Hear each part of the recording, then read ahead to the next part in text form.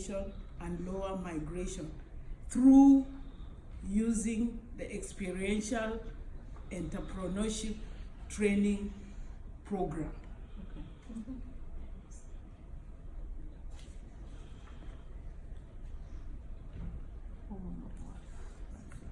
That's the content, and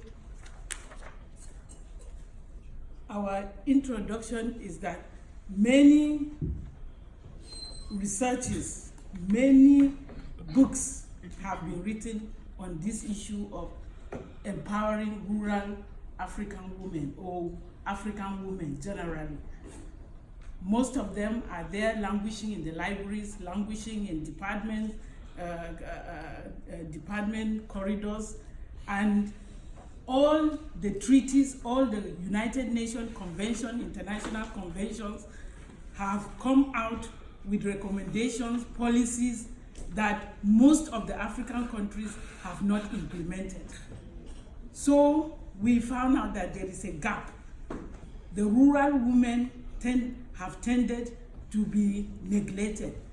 None of the policies have been implemented to touch their lives, to increase their income level. And the rural women, they are the majority in the rural areas. We all know that. So in all this, we came up with a program of training. We know from the literature, vast literature review, that the paramount need for the rural woman is more information, more knowledge, improved skills, business information that would help her increase her income in actual sense. And we came up with this training that will touch the lives of the rural women. We will be with the rural women. It is a pilot experiential learning entrepreneurship training, and the objective is to inspire self-development in women and to empower them. The aims, therefore, of our training program is to explore actions, behavior, skills, and experiences that the women themselves already have, that we will engage them as participants in the training, that we will have on-the-work training ability or performance indicators for them to help them improve their income. And the aims, as we've read, it will help to combat the effects of poverty that is widespread. It will empower them, empower their families, and create positive cultural attitudes and mindset. I will talk about that later. Now, the training itself. The training was the main catalyst that we had for reaching out and touching the lives of these women. Not theories that are languishing there, not policies that countries have never implemented, but we went down and we had an experimental group and a control group. We had a total number of 40 on each side. And for the main experimental group that we used, 40 were the initial who registered, but 32 successfully went through the training. And the aim of the training first is to build the community capacity team, which we included trainers, retired civil servants, retired armed forces, civil servants who are already working there, business owners, business people, elders within the community. These were the trainers that we involved as the capacity building team for this training. The training also provided business information, packaging, processing of their products, exploration of whatever trade they are involved in, and most of the women, in fact, all of them strongly agreed at the end of the training that the on-the-job or on-the-work mentoring program, which we had, we connected them with mentors within that capacity building team. Mentors whom they know, mentors who know them, and mentors who go to them while they are trading, because the training was just for 2 days in a week. And then the rest of the days, the mentors will go and be with them at their trade areas. And we had an evaluation method of using the Likert scale evaluation from 0 to 5. 0 being the lowest, 5 being the highest. For the illiterate women, because we had a total of 13 illiterate women and 19 literate women who had basic literacy. And for the illiterate women, they will show their assessment with their fingers. The small finger for 0, 1, 2, 3, and the thumb, which we all know is for the highest. And with that, we were able to evaluate each training model for each woman in that way. Another interesting part of the training was that the mentoring skill that I told you, we use the evaluation tool of SWOT. Our mentors will go stay with the women for the day in their market trading, in their farms, wherever they are, in their training, in their work endeavor, and they will assess them using the SWOT method. SWOT means looking at their strength, looking at their weaknesses, looking at their opportunities, and looking at the threat or the competition that they are facing within that context. And most of the women strongly agreed that that was the most helpful part of the training for them, because they needed something practical, they needed something simple, they needed something that will take their experience and move them to the next level, not theories. And we base it on observation, really seeing them doing what they do best, that is trading. And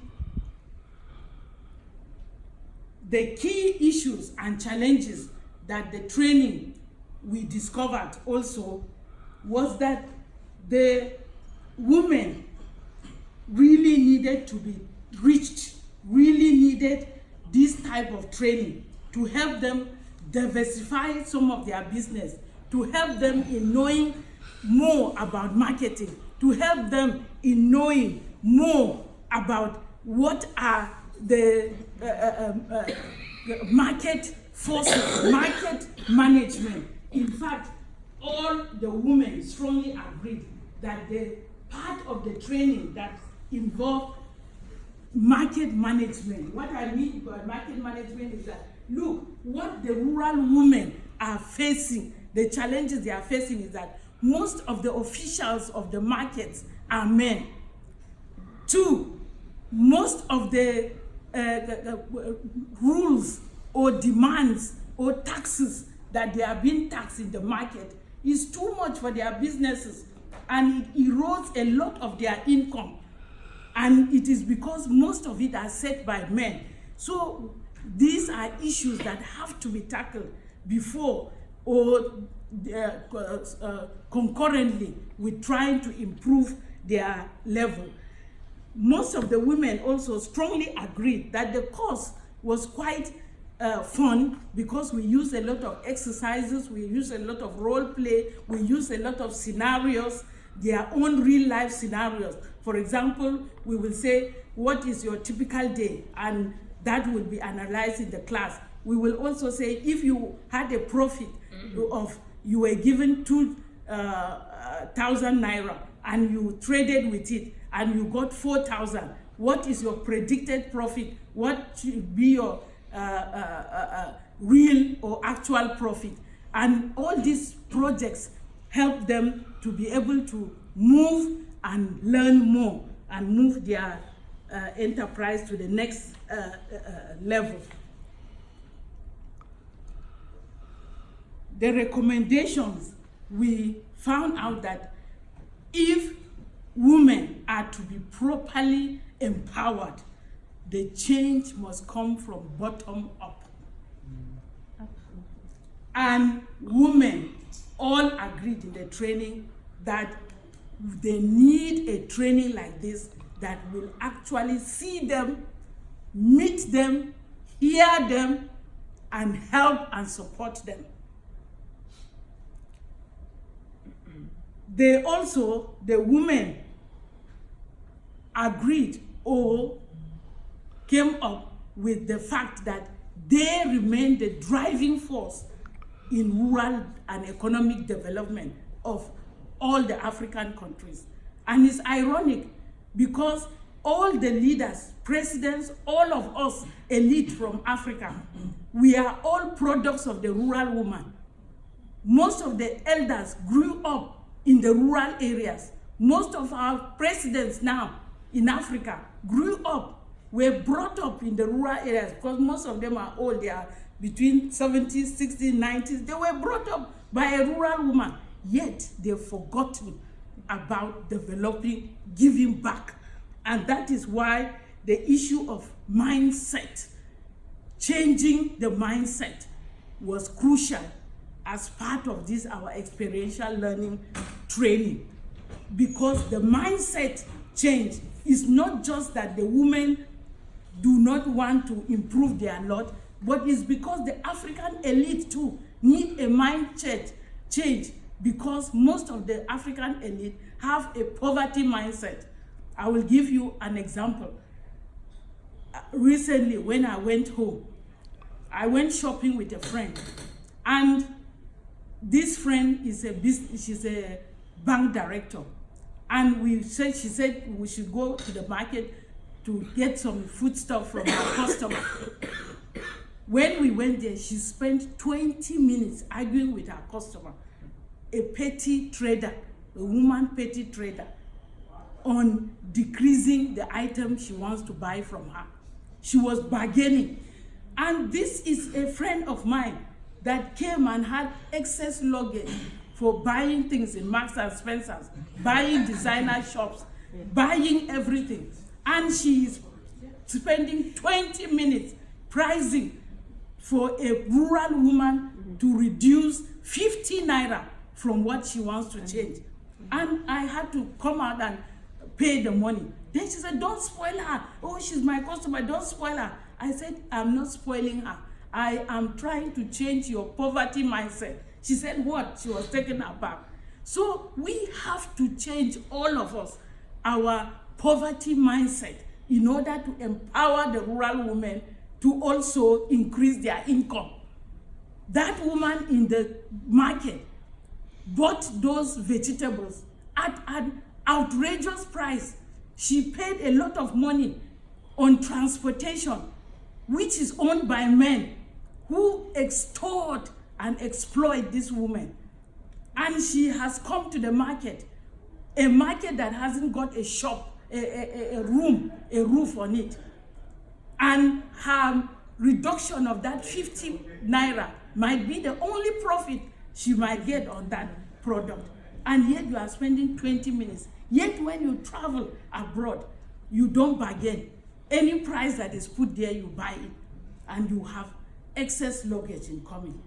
So we had a big quarrel on that. But that is a pointer for all of us in diaspora, all of us elite Africans, all of us educated Africans, that unless we change our poverty mindset, the rural woman will remain impoverished. The rural woman cannot be empowered. And so we developed, and we are going to look for accreditation of this training. This is a pilot training we've had now, and we want to continue with it. That is why our recommendation is to make sure that we continue this training. We just did 2 months of the training. We have 4 months of the training as part of the curriculum that we have, and we intend next year to go back and continue it. And we want to come back here again and tell you the results of those final part. And so we are having a program, a project, a training that is continuous, sustainable, and helpful. We want to provide direct partnerships with rural women through the mobilization of partners, which will be also a sustainable issue. It will be also a continuous and a systematic issue, and it will enable us have a client tracking system within our training. That's all for now. Thank you. I expect your questions later. We have a video to show at the end.